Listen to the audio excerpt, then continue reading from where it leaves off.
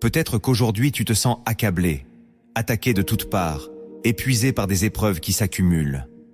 Tu vois la trahison, l'anxiété, la maladie ou les dettes s'abattre comme des flèches, et tu entends la voix du doute qui te murmure que tu es seul. Mais je suis ici pour te dire, avec tout mon cœur, le soutien de Dieu vaut plus que 1000 armées.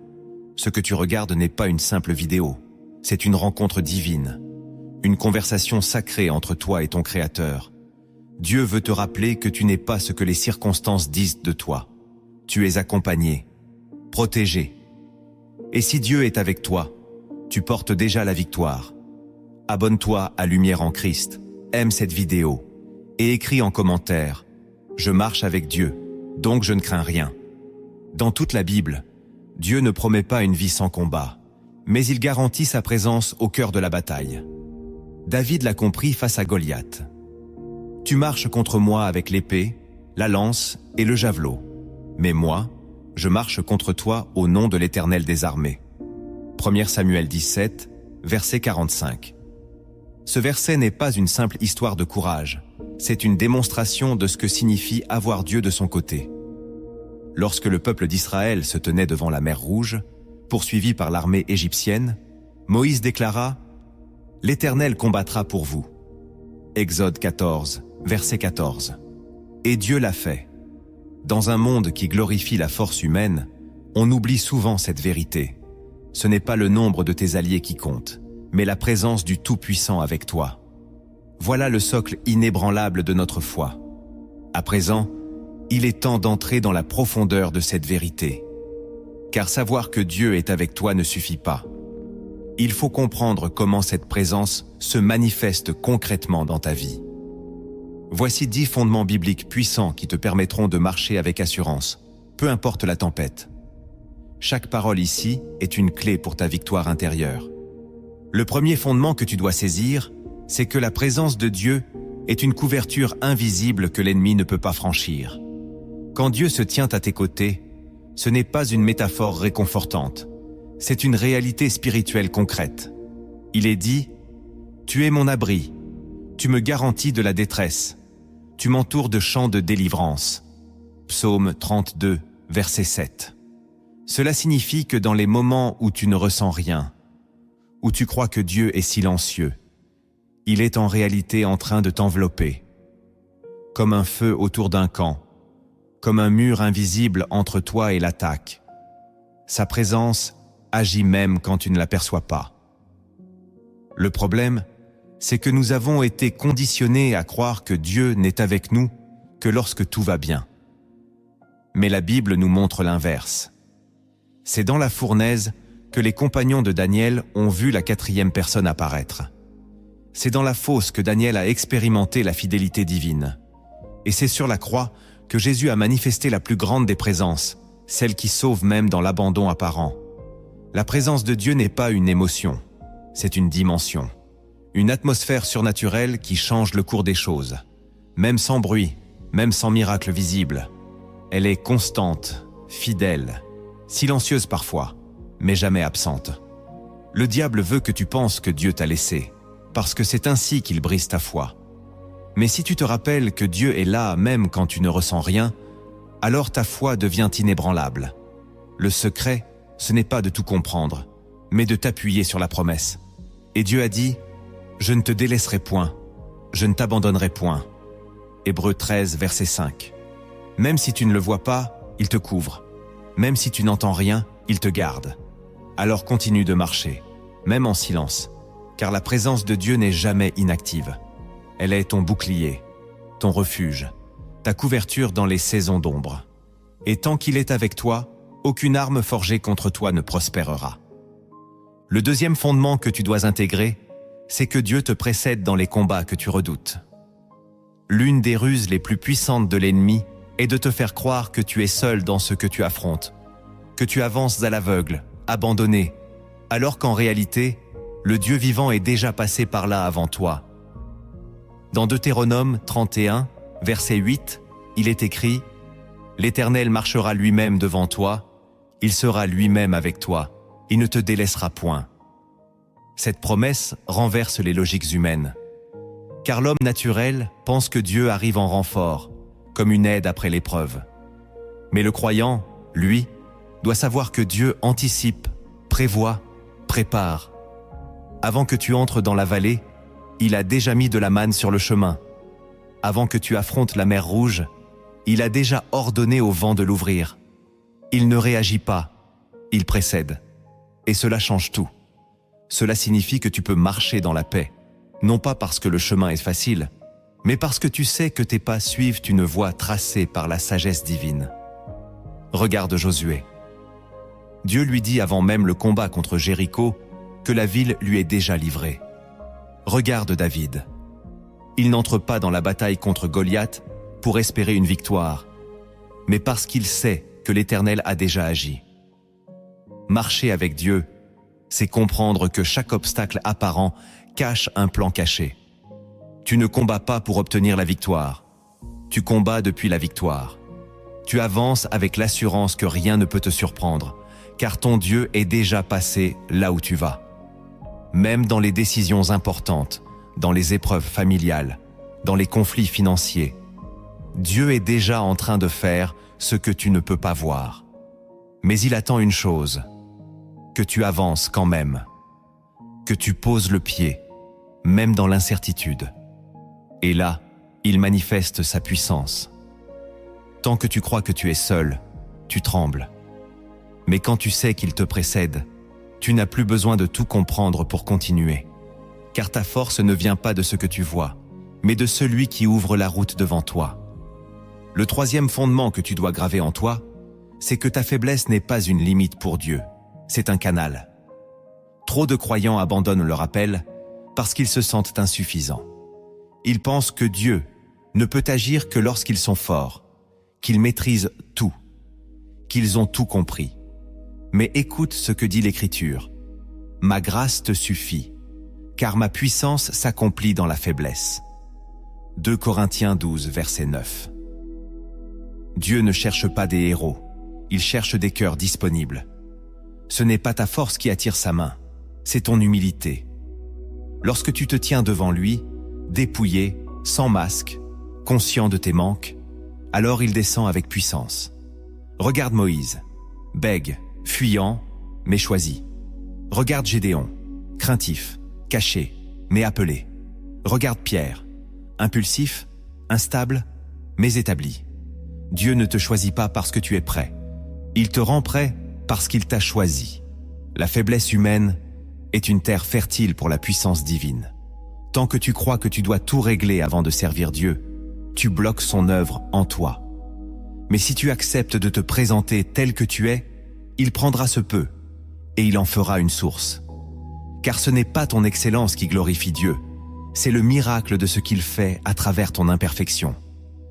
C'est quand les gens te voient continuer malgré tout, aimer malgré les blessures, pardonner malgré les trahisons, qu'ils reconnaissent que ce n'est plus toi, mais Christ en toi. Alors ne cache plus tes failles. Apporte-les à l'autel. Ta fragilité est le lieu même où Dieu veut manifester sa gloire. Et c'est parce qu'il est avec toi que ta faiblesse devient une arme entre ses mains. Ne te juge plus selon ce que tu n'as pas. Laisse le Saint-Esprit te montrer ce qu'il peut faire avec ce que tu es. Car dans le royaume de Dieu, ce que tu considères comme un poids est souvent ce que lui appelle un point d'entrée. Le quatrième fondement que tu dois comprendre, c'est que l'adversité ne signifie pas l'absence de Dieu, mais souvent sa plus grande proximité. Beaucoup de croyants pensent que quand les choses vont mal, Dieu est loin. Ils interprètent la souffrance comme un signe d'abandon, alors qu'en réalité, la croix est la preuve que l'amour de Dieu peut être présent même dans la douleur la plus profonde. Rappelle-toi de cette parole. Quand tu traverseras les eaux, je serai avec toi, et les fleuves, ils ne te submergeront point. Ésaïe 43, verset 2. Il n'a pas dit que tu éviteras les eaux. Il a dit qu'il y serait. Dieu ne promet pas l'absence de tempête. Il promet d'être ton ancre au milieu d'elle. Et parfois, il permet l'épreuve pour détruire ce qui t'empêchait de t'approcher vraiment de lui. Le feu ne vient pas pour te tuer, mais pour purifier ce qui doit tomber.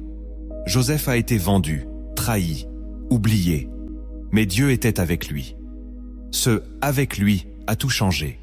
Car même en prison, la faveur divine l'a accompagné. C'est dans ces moments sombres que ta foi se creuse, que ta prière devient réelle, que ton intimité avec Dieu devient profonde. Alors, la prochaine fois que tu te sens brisé, ne demande pas seulement pourquoi. Demande « Seigneur, où es-tu dans cette douleur ?» Et il te montrera qu'il est là. Peut-être pas pour te sortir tout de suite, mais pour t'enseigner, te transformer, te préparer à une élévation que tu n'aurais jamais pu recevoir autrement. Dieu est le plus proche quand le monde te tourne le dos. Et parfois, il te cache dans l'adversité pour te préserver de ce que tu ne vois pas. Sa présence dans l'épreuve est un mystère, mais c'est aussi une force. Elle fait de toi un témoin, un vase façonné dans le feu, mais qui portera une gloire que nul ne pourra contester. Le 5e fondement que tu dois garder, c'est que Dieu n'est pas seulement avec toi pour te protéger, il est aussi là pour t'accomplir. Sa présence ne se limite pas à te consoler, elle agit pour faire éclore le dessein qu'il a placé en toi. Beaucoup réduisent Dieu à un refuge, oubliant qu'il est aussi un architecte. Il ne vient pas seulement éteindre les feux, il bâtit ta vie pierre après pierre. Il est dit « Car je connais les projets que j'ai formés sur vous, dit l'Éternel, projets de paix et non de malheur, afin de vous donner un avenir et de l'espérance. » Jérémie 29, verset 11. Cela veut dire que ta vie ne dépend pas des circonstances, mais d'un plan éternel. Et la présence de Dieu agit en profondeur pour aligner ton âme à ce plan. Elle corrige, restaure, élève. Même quand tu doutes de toi, elle travaille. Même quand tu trébuches, elle t'enseigne. Elle n'est pas statique, elle est vivante, active, orientée vers ta transformation. Alors, ne te demande pas seulement « Dieu est-il avec moi ?» Demande-toi aussi « Suis-je prêt à le laisser me façonner ?» Car être avec Dieu, c'est accepter de changer, de grandir, d'être confronté. Ce n'est pas une zone de confort, c'est un lieu de formation. Et c'est là que réside la vraie victoire. Tu n'as pas été sauvé pour rester figé, mais pour être conduit vers ta pleine stature spirituelle. Dieu est avec toi, non pas pour t'installer dans le connu, mais pour t'emmener vers ton appel. Il a vu en toi plus que tes failles, plus que ton passé. Il voit la semence, et sa présence est la pluie qui l'a fait germer. N'oublie jamais, tu n'es pas seulement protégé, tu es en construction divine. Écris en commentaire, je marche avec Dieu, donc je ne crains rien. Le 6e fondement que tu dois méditer, c'est que la voix de Dieu en toi peut te préserver de l'effondrement, même lorsque tout s'écroule autour. Dans un monde où les tempêtes sont soudaines, où les nouvelles sont accablantes, où les alliances humaines sont fragiles, ta plus grande sécurité n'est pas dans ce que tu entends autour, mais dans ce que tu entends à l'intérieur. Jésus l'a dit clairement. « Mes brebis entendent ma voix, je les connais, et elles me suivent. » Jean 10, verset 27. Il n'a pas dit que ces brebis évitent les épreuves. Il a dit qu'elles le suivent, parce qu'elles savent reconnaître sa voix, même au milieu du chaos. Et cette voix est une boussole quand tout semble désorienté. C'est elle qui t'avertit quand un piège s'approche. C'est elle qui te relève quand l'abattement te menace. Elle ne crie pas toujours, parfois elle murmure, mais elle est toujours fidèle. Regarde Élie. Il ne trouva pas Dieu dans le tonnerre, ni dans le tremblement de terre, mais dans le souffle doux et léger. Ce souffle qui parle à ton esprit au cœur de la nuit, quand les autres dorment. Cette voix ne t'envoie pas seulement des ordres, elle te donne la paix. Elle ne condamne pas, elle redresse. Quand tu marches avec Dieu, sa présence ne se limite pas à un sentiment, elle devient une direction. Elle t'apprend à discerner, à ne pas agir selon la peur ou la colère, mais selon la lumière. Elle te protège des décisions précipitées, des relations toxiques, des pièges de l'ennemi bien déguisés. Mais pour l'entendre, il faut apprendre à se taire. Le bruit du monde ne doit pas couvrir la voix de l'esprit. Et c'est là que beaucoup échouent. Ils attendent un miracle visible, alors que Dieu attend un cœur attentif. Tant que tu restes connecté à sa voix, tu ne te perdras pas, même dans le désert. C'est cette voix qui a conduit Moïse dans les lieux arides, qui a parlé à Paul au milieu de la prison, qui a consolé Jean sur l'île de Patmos. Et cette même voix te parle aujourd'hui. Elle est en toi, plus forte que les cris du doute, plus claire que les accusations du diable. Dieu ne t'a pas laissé sans direction. Sa voix est ton héritage et sa présence ton guide.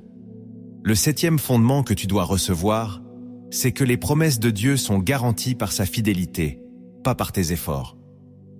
Beaucoup de croyants vivent dans l'angoisse de ne pas être assez bons, comme si les promesses de Dieu dépendèrent de leur performance.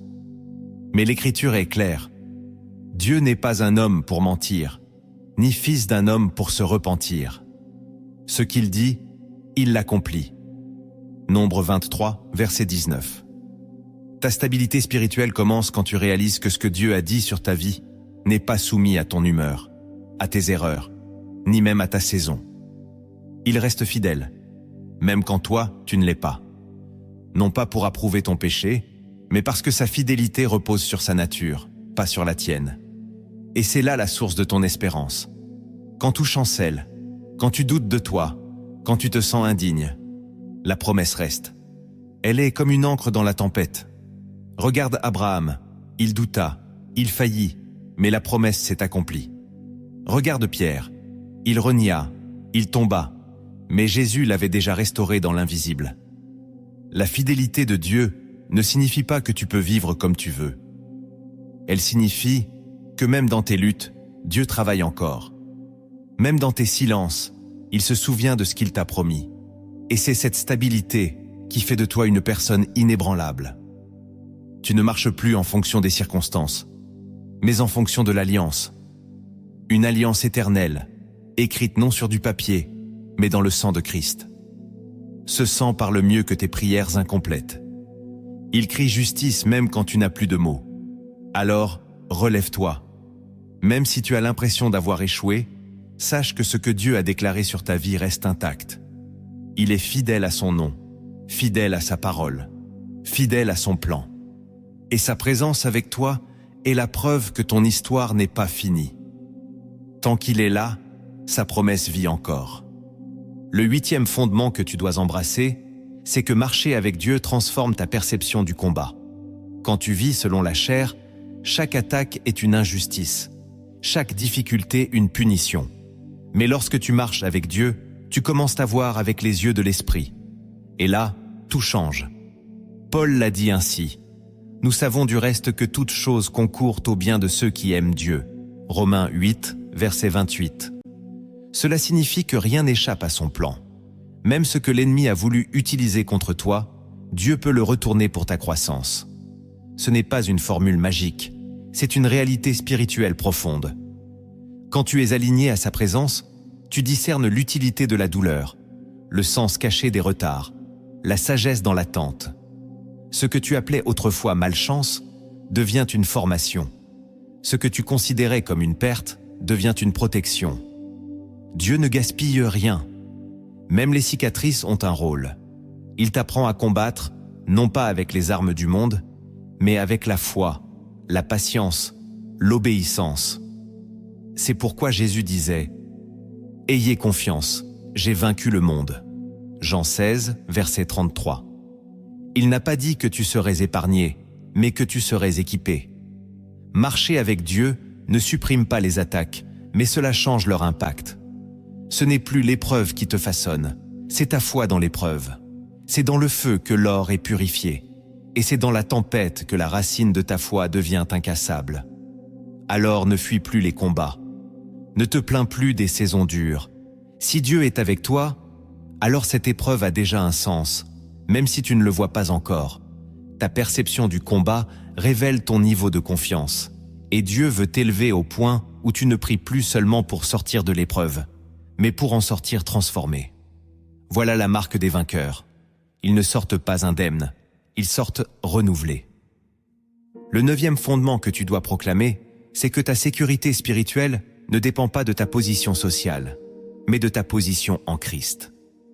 Trop souvent, nous cherchons des appuis visibles, une situation stable, un entourage solide, une reconnaissance humaine.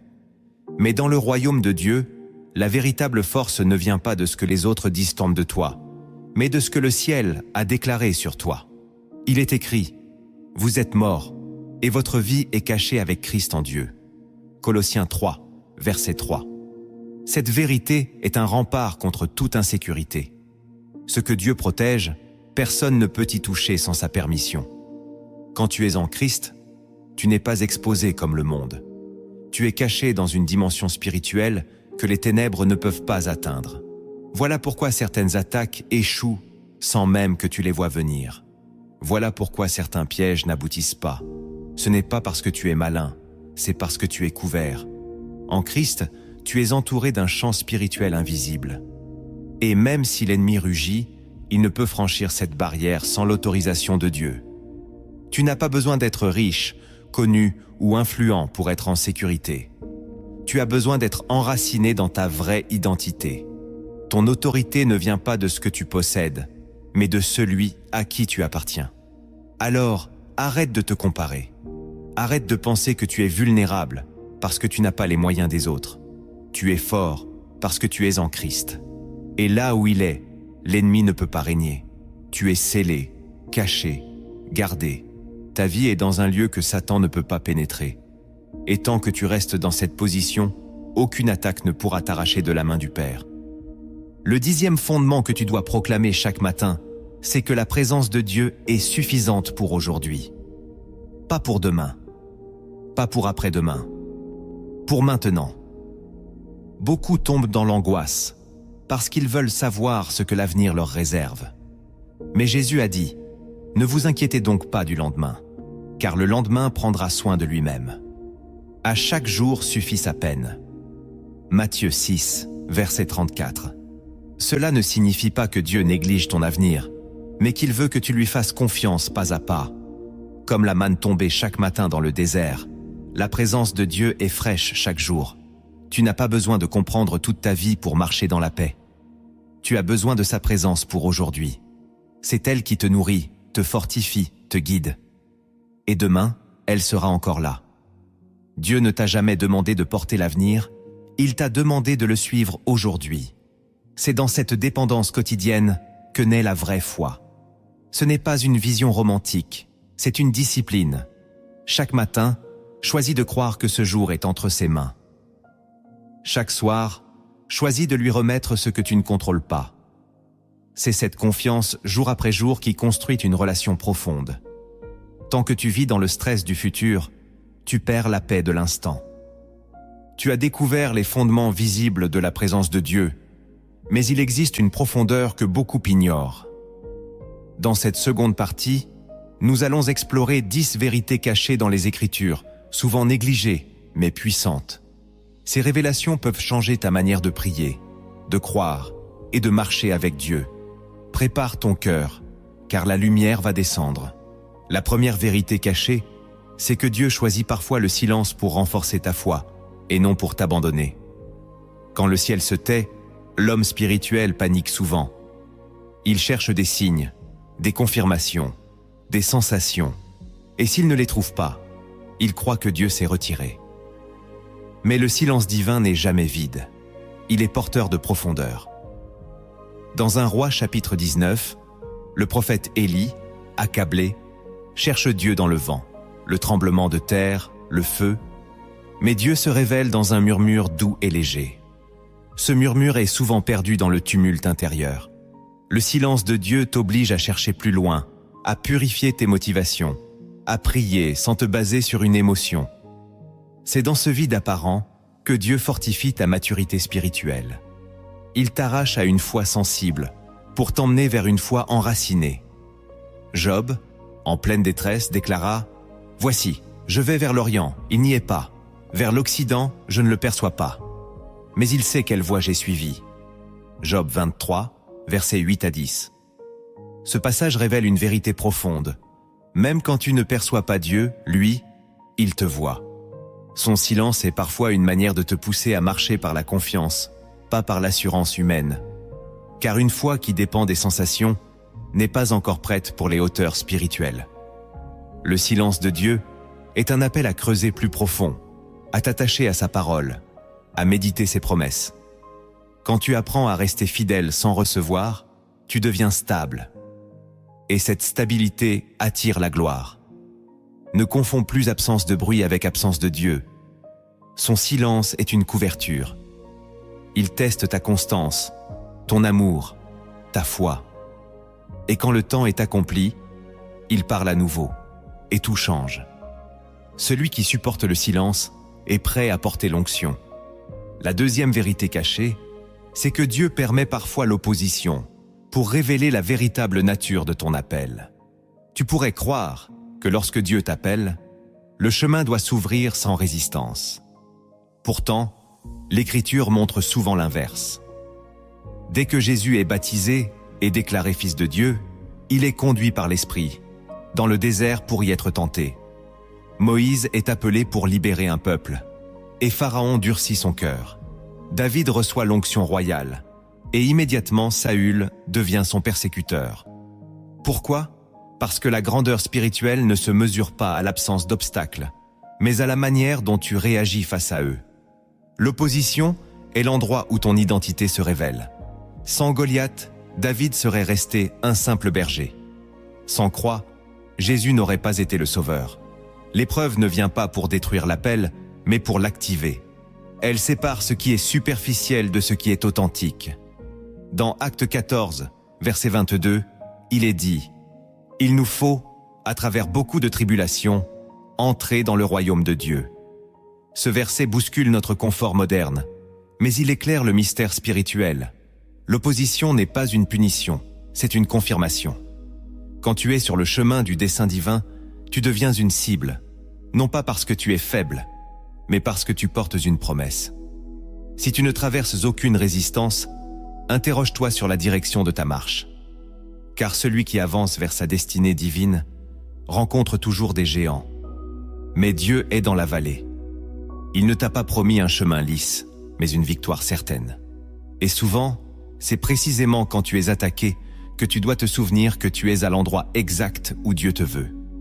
Ne fuis plus l'opposition. Regarde-la comme un miroir. Elle reflète l'importance de ce que tu portes. L'appel véritable est forgé dans la contradiction, affermi dans le rejet, affiné dans la pression. Et c'est cette épreuve qui fera de toi un témoin crédible de la puissance de Dieu. La troisième vérité cachée, c'est que la provision de Dieu est attachée à ta position d'obéissance, pas à ta zone de confort. Beaucoup prient pour que Dieu pourvoie, mais refusent de bouger de l'endroit où il les attend. Ils veulent rester dans ce qu'ils connaissent, dans ce qui est rassurant, tout en espérant une intervention divine. Pourtant, dans 1 Roi 17, Dieu dit à Élie « Cache-toi près du torrent de Kérith. J'ai ordonné aux corbeaux de te nourrir là. » Le mot-clé, c'est « là ». Dieu avait choisi un lieu précis pour manifester sa provision. Et si Élie était resté ailleurs, il aurait manqué la bénédiction.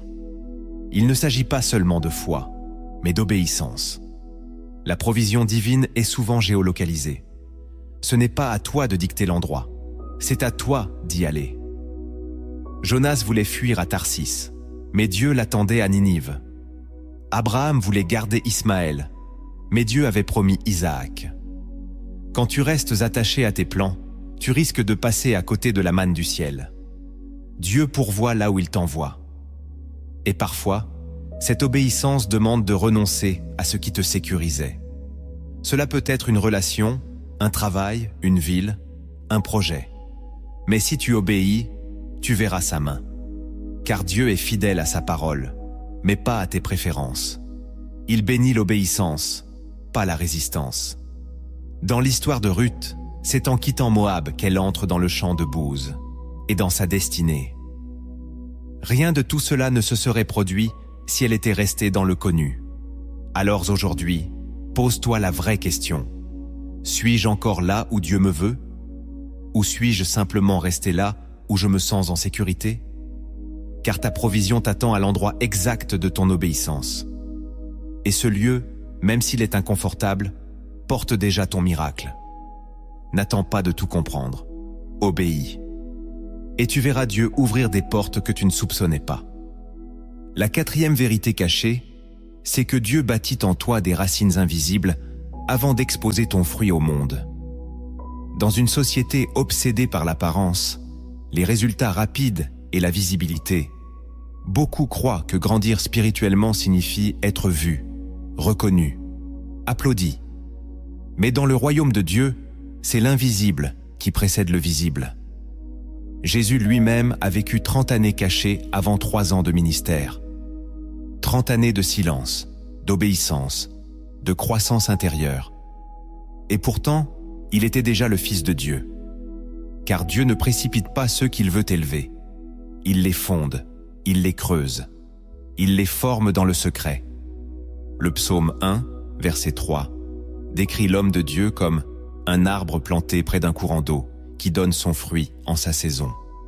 En sa saison, pas plus tôt. Pas au rythme du monde, mais à celui du ciel. Et avant que l'arbre porte du fruit, ses racines doivent plonger profondément dans la terre. Ce travail, personne ne le voit. C'est la douleur secrète, les prières dans la solitude, les combats intérieurs, les renoncements silencieux. Mais c'est là que Dieu agit le plus puissamment. Car ce qui n'est pas enraciné ne résiste pas. Ce qui pousse trop vite tombe facilement. Voilà pourquoi Dieu te cache parfois. Il te garde loin de la scène, loin des projecteurs, pour t'enraciner dans sa parole, dans son amour, dans la vérité. Et quand le temps est venu, il t'élève, non pour flatter ton ego, mais pour manifester sa gloire à travers toi. Ne te décourage pas si personne ne te voit. Dieu te construit, et ce qu'il bâtit dans l'ombre résistera dans la lumière.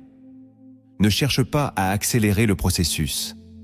Laisse Dieu faire les fondations, car plus il veut t'élever, plus il doit creuser profond. Et les plus grandes destinées sont celles qui ont accepté de rester cachées le temps qu'il faut. La 5e vérité cachée, c'est que certaines batailles que tu traverses ne sont pas les tiennes à gagner, mais celles de Dieu à remporter à travers toi. Il arrive un moment dans la vie du croyant où ses forces humaines ne suffisent plus, où prier, jeûner, réfléchir, agir ne produisent rien. C'est souvent là que Dieu entre en scène. Dans 2 Chroniques 20, Josaphat est confronté à une armée écrasante. Mais Dieu lui dit « Ce n'est pas vous qui combattrez dans cette affaire. Tenez-vous là, et vous verrez la délivrance de l'Éternel. » Cette parole change tout. Elle signifie que dans certaines situations, ton rôle n'est pas de lutter, mais de rester ferme, de croire, de rester debout, de ne pas céder. Ce n'est pas de la passivité, c'est de la foi active. Dieu veut que tu reconnaisses tes limites pour qu'il manifeste sa grandeur. Tant que tu essaies de tout résoudre seul, tu bloques son intervention. Il attend que tu lâches prise, que tu dises « Seigneur, je ne peux pas, mais je crois que toi, tu peux. » Et c'est là que le miracle commence. Trop de croyants perdent leur paix à vouloir tout contrôler. Ils luttent dans leur chair, alors que Dieu leur dit « Laisse-moi faire ». Certaines batailles sont spirituelles. Elles ne se gagnent pas par l'intelligence, ni par l'influence, mais par la présence. Et cette présence, tu la portes déjà. Elle est en toi. Elle marche devant toi. Elle prépare le terrain. Alors ne te fatigue pas inutilement. Identifie les combats qui ne t'appartiennent pas et donne-les à Dieu. Lui seul peut fermer la bouche des lions. Lui seul peut ouvrir la mer. Toi, reste fidèle. Reste dans la paix. Et regarde-le agir, car sa main est puissante pour faire ce que tu ne peux pas faire toi-même. La 6e vérité cachée, c'est que Dieu utilise les retards pour te repositionner dans sa volonté parfaite. Dans nos prières, nous voulons des réponses immédiates. Mais dans le plan de Dieu, chaque attente a un but. Ce que tu appelles retard est parfois une protection, une correction de trajectoire ou une maturation nécessaire. Regarde Lazare. Ses sœurs envoient chercher Jésus. Il aurait pu venir immédiatement. Il attend délibérément. Et quand il arrive, Lazare est déjà mort depuis 4 jours. Pour les hommes, c'est trop tard. Pour Dieu, c'est le moment exact de la manifestation de sa gloire. Jean 11, verset 40 déclare « Si tu crois, tu verras la gloire de Dieu. » Ce verset est une clé. La foi ne repose pas sur le temps humain, mais sur le dessein divin. Ce que tu considères comme un délai est peut-être un détour pour éviter un piège que tu ne vois pas. Dieu n'est jamais en retard, il est juste dans l'éternité. Et toi, tu vis dans le temps. Il voit ce que tu ignores. Il sait que si tu reçois la bénédiction trop tôt, elle peut te détruire. Il sait que si tu entres dans une saison sans être prêt, tu risques de l'abîmer. Le retard est parfois une grâce déguisée. Il creuse en toi la patience, la dépendance, l'humilité. Et quand Dieu agit, il rattrape le temps perdu. Il compense par sa puissance ce que tu pensais avoir manqué.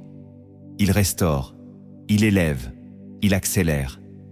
Mais pour cela, tu dois apprendre à ne pas confondre silence avec abandon, ni retard avec oubli. Dieu n'oublie jamais une promesse. Il accomplit tout en son temps. Et même si tu ne comprends pas son calendrier, tu peux lui faire confiance. Chaque jour d'attente est un jour de travail invisible. Et un jour, soudainement, tout prendra sens. Tu regarderas en arrière et tu comprendras pourquoi il a fallu attendre. Car ce que Dieu prépare vaut toujours mieux que ce que tu aurais obtenu par toi-même.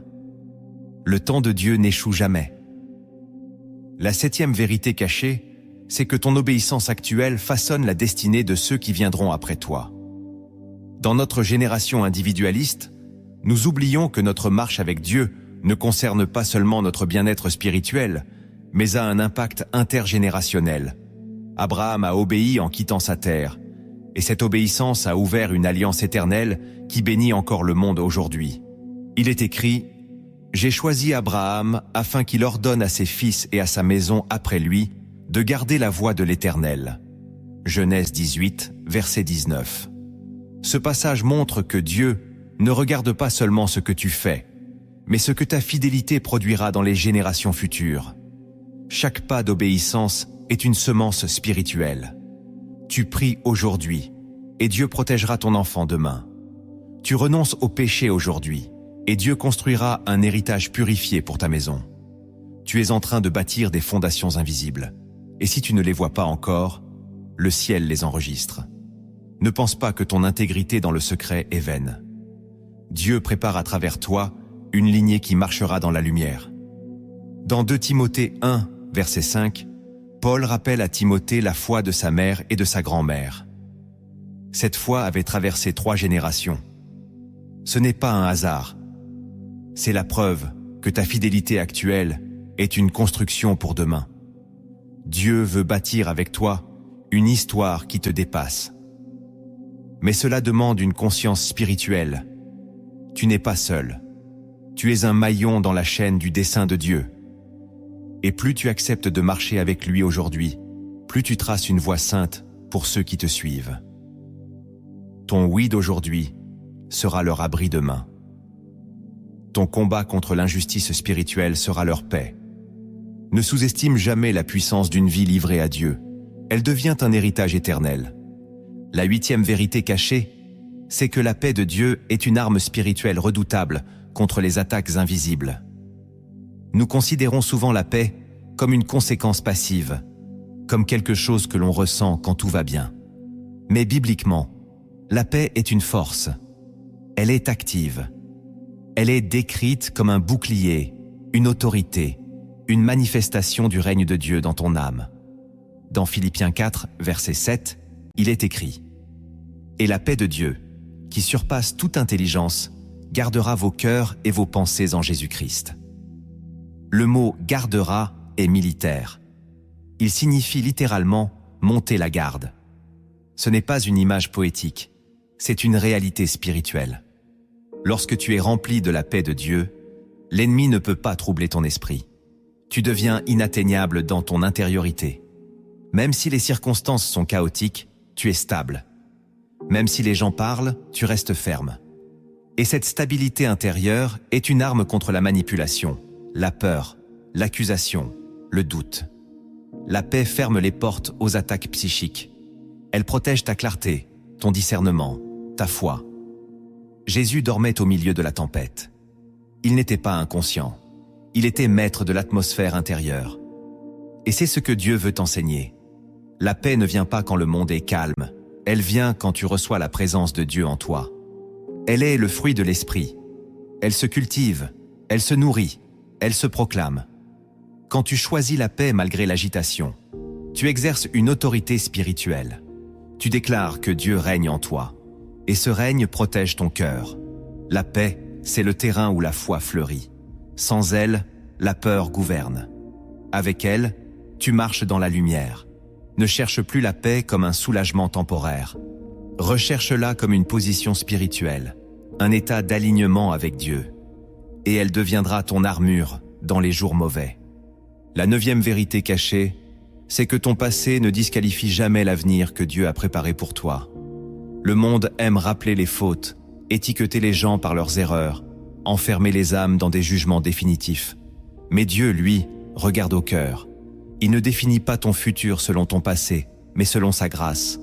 Il est écrit, « Si quelqu'un est en Christ, il est une nouvelle créature. Les choses anciennes sont passées. Voici, toutes choses sont devenues nouvelles. » 2 Corinthiens 5, verset 17.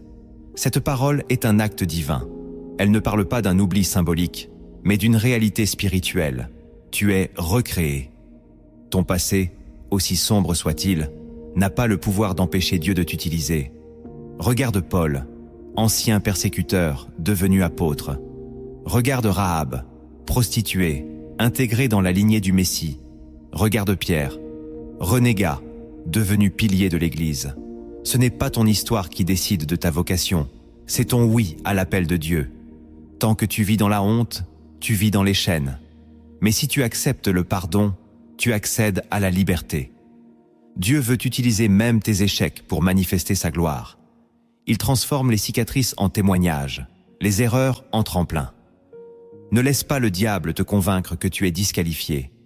La croix de Christ a déjà plaidé pour toi.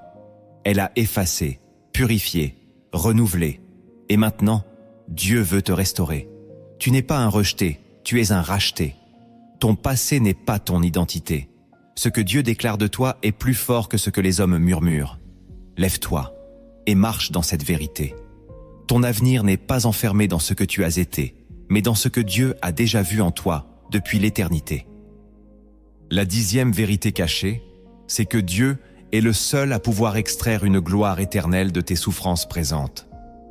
Dans Romains 8, verset 18, Paul écrit « J'estime que les souffrances du temps présent ne sauraient être comparées à la gloire à venir qui sera révélée pour nous. » Cette déclaration est bouleversante, non parce qu'elle nie la souffrance, mais parce qu'elle l'intègre dans un plan plus vaste.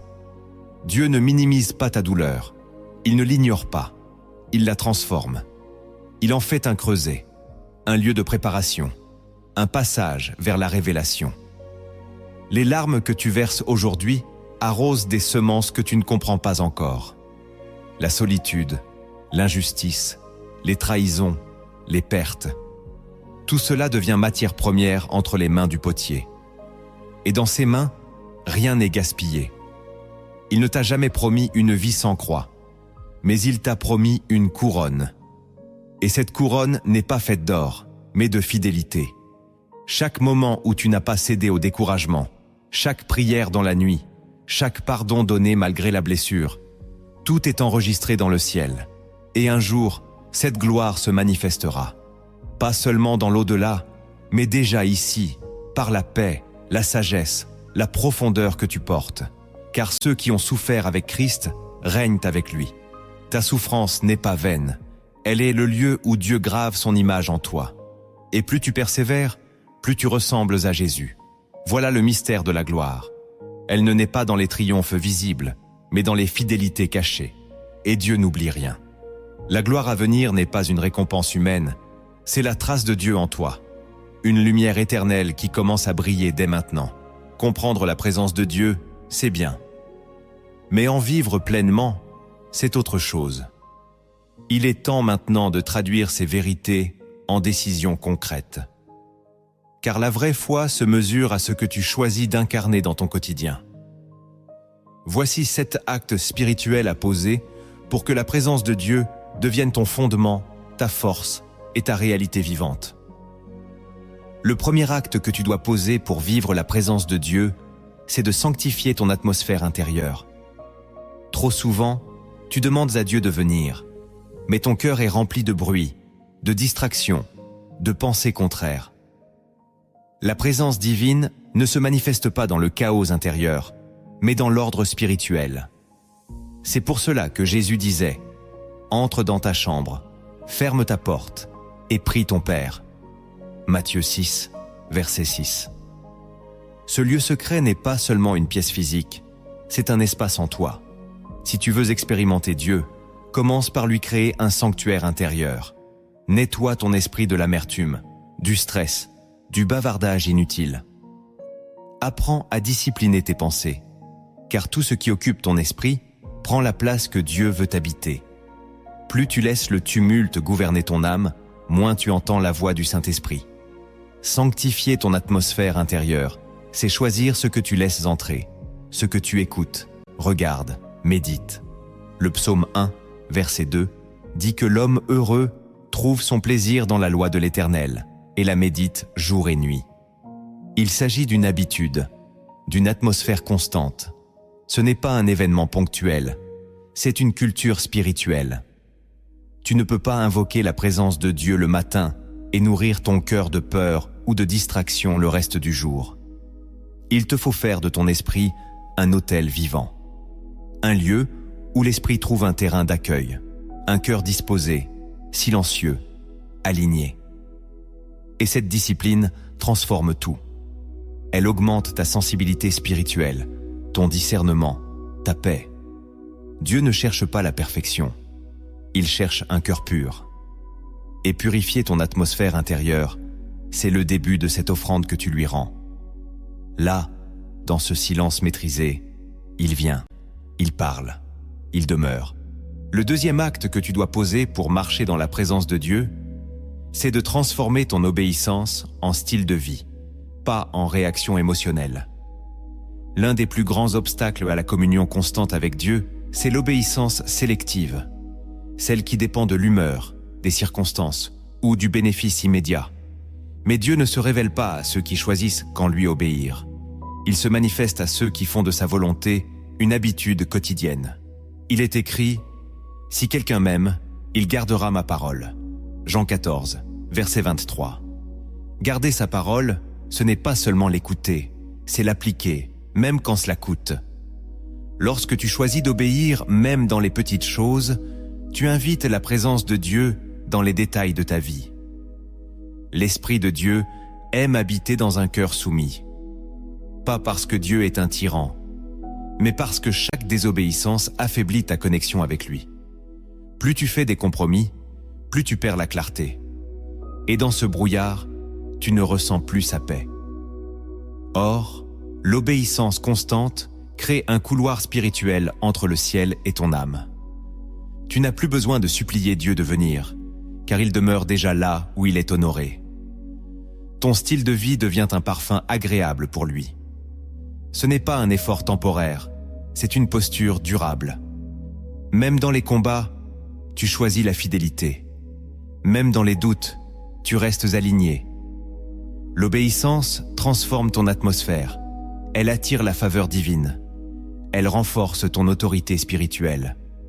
Car Dieu se confie à ceux qui marchent selon sa voie.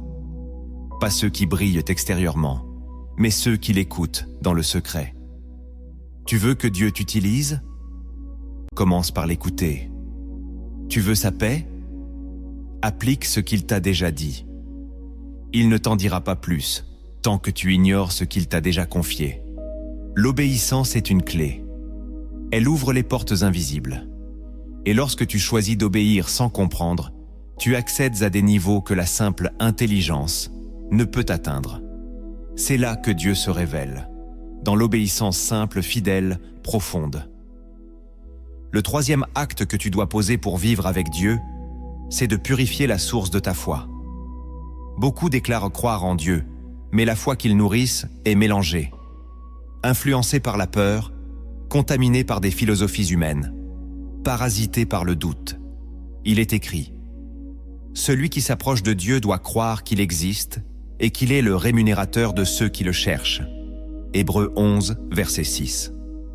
Cette foi-là est pure, entière, sans arrière-pensée. Si tu veux marcher avec Dieu, tu dois vérifier régulièrement d'où provient ta confiance. Est-elle fondée sur la vérité ou sur l'émotion? Est-ce une foi héritée, mécanique, ou une foi vivante, née de la révélation? Une foi polluée ne peut pas porter la présence de Dieu. Elle doute à chaque épreuve, elle vacille au moindre vent. Mais une foi purifiée, enracinée dans la parole, devient un réceptacle de la gloire. Elle ne dépend pas des circonstances, elle s'appuie sur ce que Dieu a dit. Elle ne négocie pas avec le compromis, elle choisit l'espérance contre toute logique. Et cette fois, Dieu l'honore.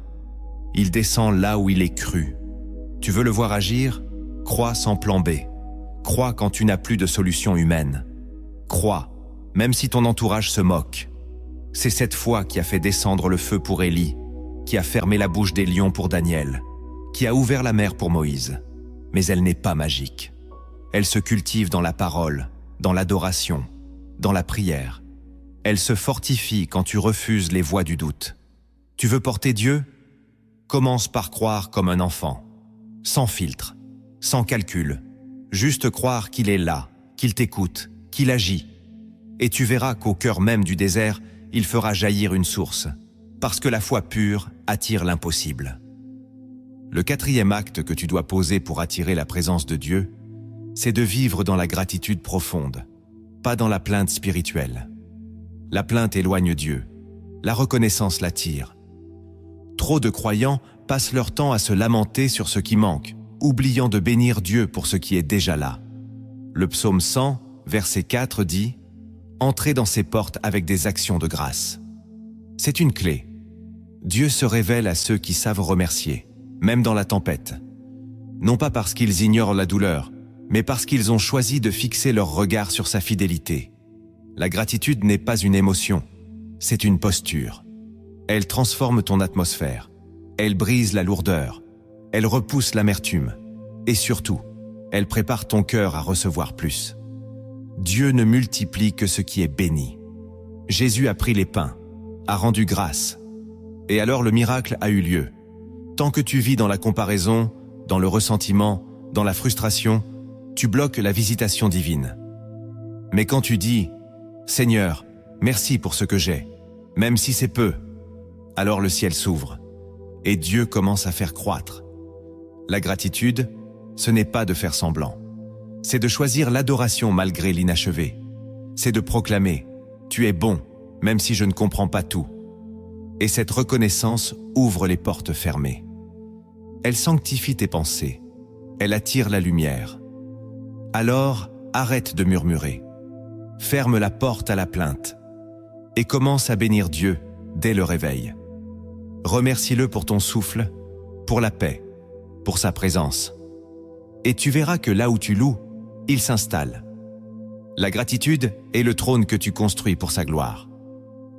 Le cinquième acte que tu dois poser pour vivre en communion avec Dieu, c'est de protéger ton feu intérieur contre l'usure spirituelle. L'un des dangers les plus silencieux dans la vie chrétienne, c'est l'essoufflement invisible. Tu continues de servir, de prier, d'aller à l'église, mais ton feu diminue. Et tu ne t'en rends même pas compte. Pourtant, Paul écrit « Ne soyez pas paresseux dans le zèle, soyez fervents d'esprit, servez le Seigneur ». Romains 12, verset 11. Cela signifie que le feu ne s'entretient pas tout seul.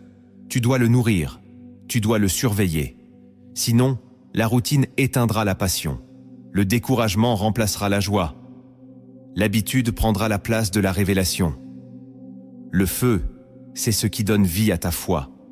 Il te pousse à chercher Dieu même quand tu es fatigué. Il te garde sensible à sa voix. Il te rend brûlant face à la tiédeur ambiante.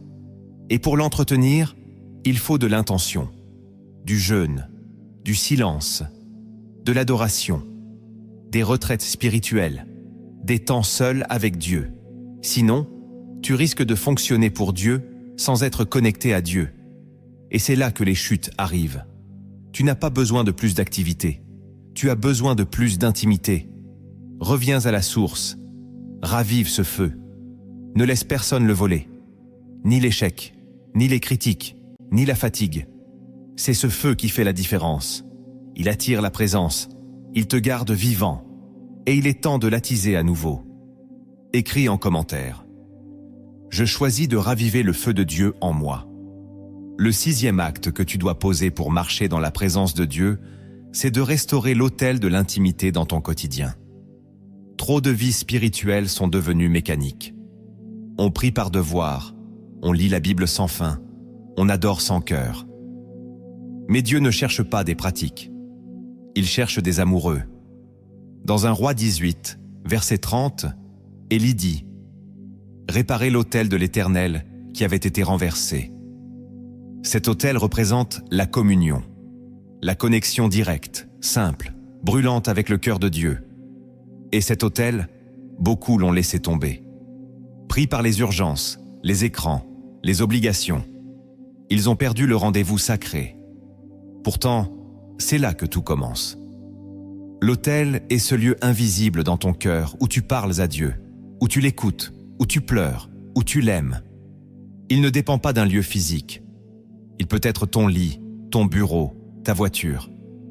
Ce qui compte, c'est l'intensité de la rencontre.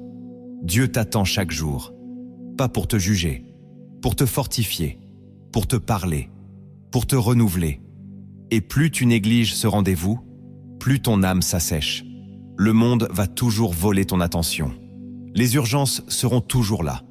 Mais ton autel doit être prioritaire, car c'est là que ton esprit respire, là que tu reçois la force pour marcher. Tu peux servir à l'église, évangéliser, jeûner, mais si ton autel est si brisé, tu t'épuiseras. Alors aujourd'hui, décide de le rebâtir. Même si tu ne sais plus comment prier, commence par dire « Père, me voici » et reste là.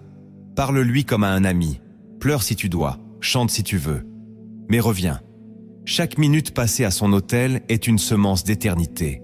Et peu à peu, le feu reprendra. La voix reviendra. La joie coulera. Car Dieu ne résiste pas à un cœur qui l'attend. Le 7e acte que tu dois poser pour que la présence de Dieu transforme ta vie, c'est de choisir une fidélité radicale, même dans les saisons d'incompréhension. Il y a des moments où tout semble flou. Tu as obéi, tu as prié, tu as cru, mais rien ne se passe comme prévu. Le silence du ciel devient pesant, les portes restent fermées, les miracles tardent. Et c'est là que l'ennemi vient murmurer « Dieu t'a oublié ». Pourtant, la foi ne se prouve pas quand tout va bien, mais quand tu continues de marcher sans explication. Habacuc déclare « Même si le figuier ne fleurit pas, même si les champs ne produisent pas de nourriture, je me réjouirai en l'Éternel. » Habacuc 3, versets 17 à 18. Cette fidélité sans condition est le plus grand acte de foi. Elle dit « Je ne comprends pas, mais je reste. » Elle dit « Je ne vois rien, mais je crois encore. » Elle dit « Je suis blessée, mais je te suis toujours. » C'est cette fidélité qui attire le regard de Dieu. Car elle est rare. Beaucoup l'aiment pour ses bénédictions, peu pour sa personne. Mais ceux qui restent dans l'épreuve deviennent des colonnes dans le sanctuaire de Dieu.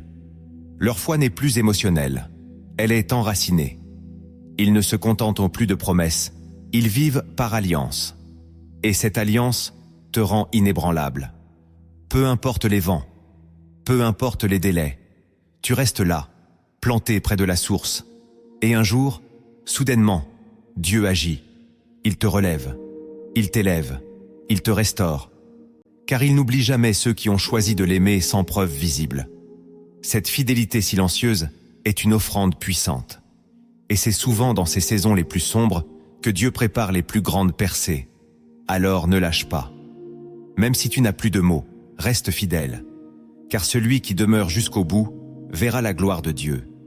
Chaque parole que tu viens d'entendre n'était pas simplement un enseignement, mais une semence divine déposée en toi. Maintenant, il est temps de sceller cette révélation dans la prière.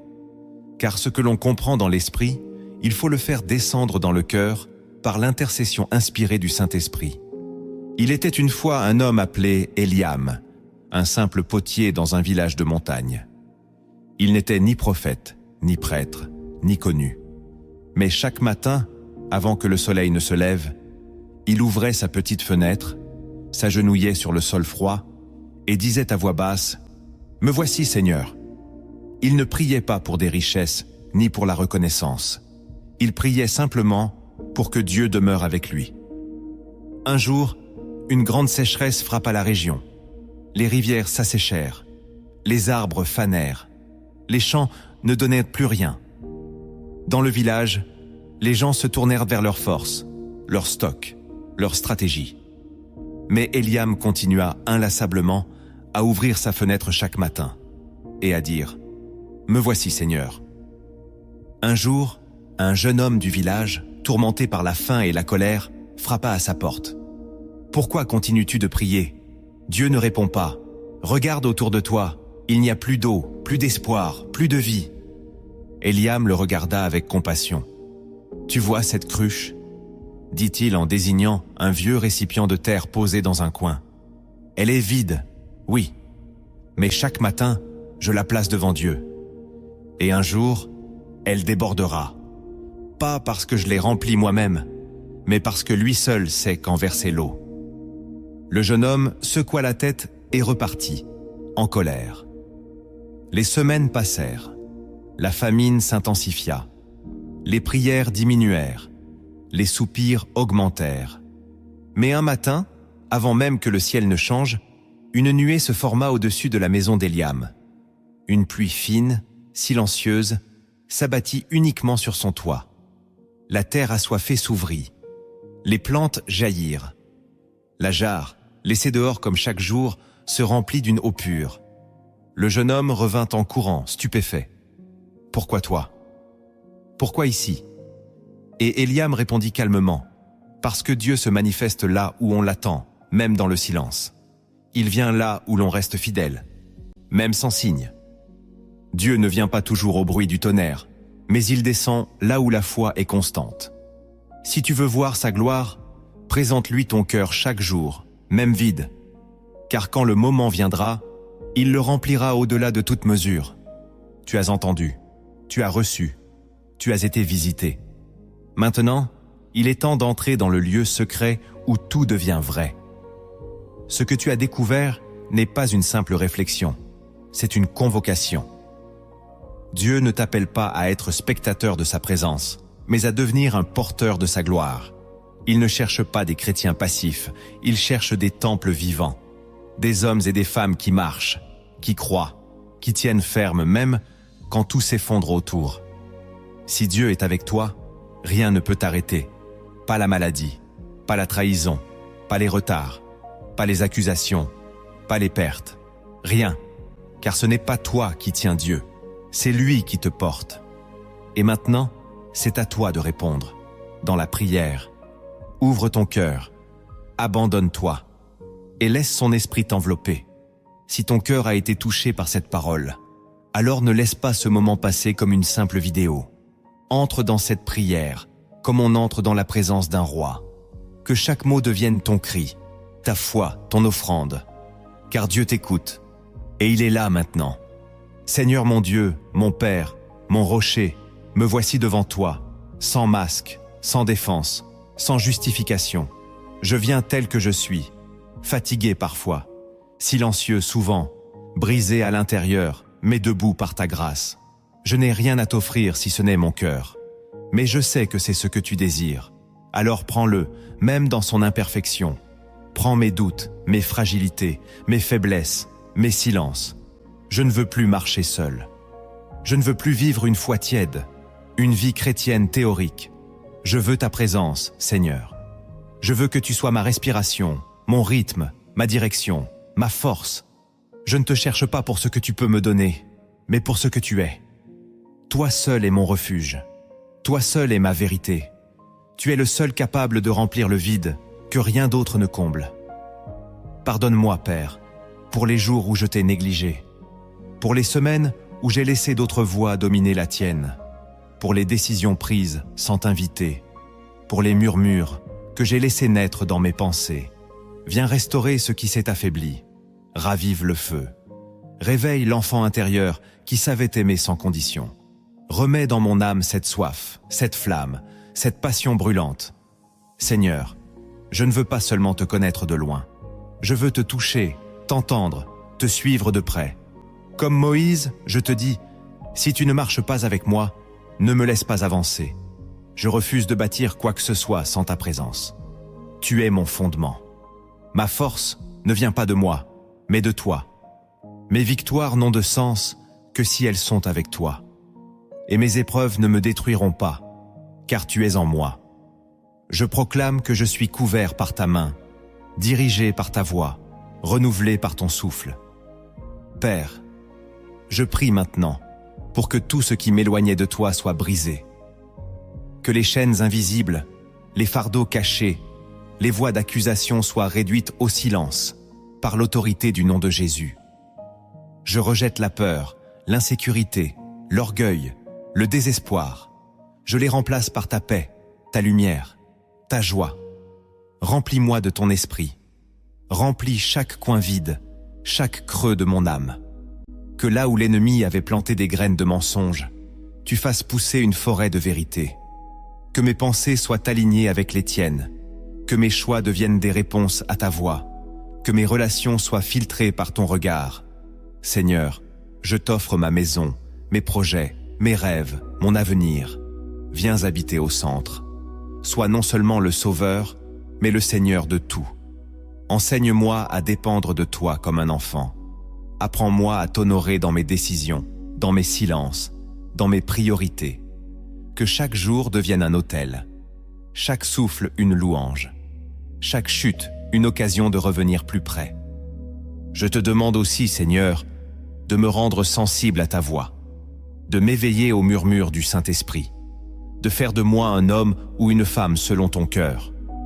Pas selon mes ambitions, pas selon les critères humains, mais selon le ciel. Brise en moi toute fausse image de toi, tout héritage religieux qui t'éloigne, tout système intérieur qui limite ta présence. Je veux redevenir libre en toi. Vivre avec simplicité, vérité, feu et foi. Donne-moi l'humilité de ne jamais croire que je t'ai atteint. Donne-moi la faim de toujours vouloir plus de toi. Et que dans les jours sombres, tu sois ma lampe. Que dans les jours de joie, tu sois ma louange. Que dans chaque saison, tu sois mon centre. Seigneur, je prie aussi pour ceux qui m'entourent, pour ma famille, pour mes frères et sœurs dans la foi, pour ceux qui souffrent en silence, pour ceux qui se sentent abandonnés. Étends ta main, console, relève, restaure. Fais pleuvoir ta présence dans les foyers, dans les chambres, dans les cœurs blessés. Que ce message atteigne ceux que je ne peux pas atteindre. Que ma vie devienne un canal, un reflet, une invitation à te rencontrer. Je veux marcher en toi, non pour ma gloire, mais pour que le monde voie que tu es vivant, que tu sauves, que tu relèves, que tu marches encore au milieu de nous, que tu es le Dieu qui ne change pas. Et maintenant, Saint-Esprit, je te rends toute la place. Sois le maître de ma maison intérieure.